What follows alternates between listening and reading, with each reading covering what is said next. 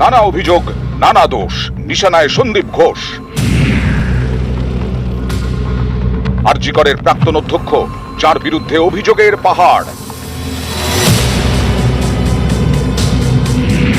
টাকা নয় ছয়, বেওয়ারিশ দেহ বিক্রি, মেডিকেল বর্জ্য পাচার, পাশ করাতে টাকা, টেন্ডারে কাটমানি, টেন্ডারে স্বজন পোষণ। অভিযোগের তালিকা দীর্ঘ। অভিযোগ, এই সন্দীপ ঘোষের জমানাতেই আরজি করে আসা বেওয়ারিশ দেহ ল্যাবরেটরিতে বিক্রি করে দেওয়া হয়েছে। এই চাঞ্চল্যকর দাবি করেছেন আরজি করেরই প্রাক্তন deputy super. Dead body scam আছে, উনি ডেড বডিগুলো ওয়ার্কশপের জন্য দিয়ে দিতেন, বিক্রি করে দিতেন। আনক্লেম বডি, পিএম বডি, এটা নিয়ে কমপ্লেন হয়েছিল, ন্যাশনাল হিউম্যান রাইট কমিশন থেকে তদন্ত করেছিল। অভিযোগ, টাকা নিয়ে ডাক্তারি পড়ুয়াদের পাশ করাতেন সন্দীপ। পোস্ট গ্রাজুয়েশনের ক্ষেত্রে রেট 8 থেকে 10 লক্ষ টাকা, আন্ডার গ্রাজুয়েটের ক্ষেত্রে রেট 4 থেকে 5 লক্ষ টাকা।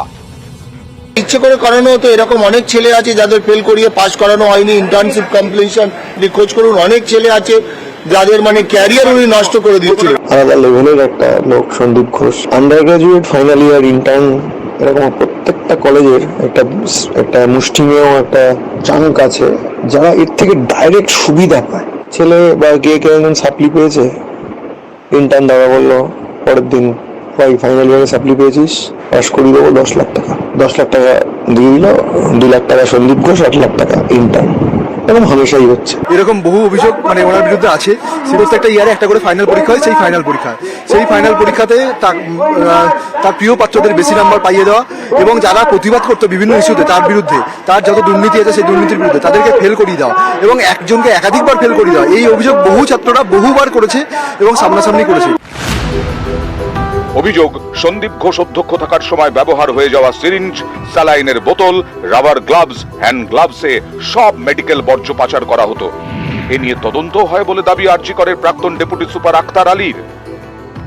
বায়োমেডিক্যাল স্ক্যাম, বায়োমেডিক্যাল ওয়েস্ট, যেটা সিরিঞ্জ ইউজ, স্লাইন বোতল, রাবার গ্লাভস, হ্যান্ড গ্লাভস, এগুলো ইউজ, সেটাকে চ্যানেলাইজ করে কিছু বাংলাদেশি সিটিজেন এটাকে নিয়ে যাচ্ছিল এবং ওখানে গিয়ে রিসাইকেল করছিল। অভিযোগ, সন্দীপের জমানায় মাত্র 3 জন ঠিকাদার যাবতীয় কাজের বরাত পেতেন।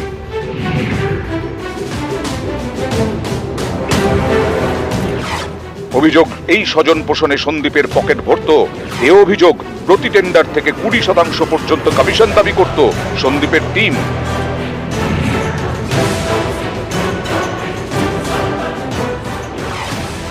অভিযোগ, আরজি কর হাসপাতালে বেআইনিভাবে পার্কিং এবং ক্যান্টিনও চালু করেন এই সন্দীপ ঘোষ। আন্ডার গ্রাজুয়েটদের কাউন্সেলিং এর খরচেও টাকা 9-6 অভিযোগ উঠেছে। সন্দীপের আমলেই কাউন্সেলিং এ মাত্র 17 দিনে 14 লক্ষ টাকারও বেশি খরচ করা হয় বলে অভিযোগ।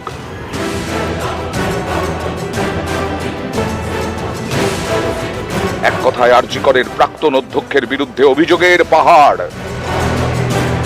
টাকা 9-6, বেওয়ারিশ দেহ বিক্রি, মেডিকেল বর্জ্য পাচার, পাশ করাতে টাকা, টেন্ডারে কাটমানি, টেন্ডারে স্বজন পোষণ। সন্দীপ ঘোষের বিরুদ্ধে অভিযোগের তালিকা দীর্ঘ। নিউজ 18 বাংলা। আর এই আরজি করের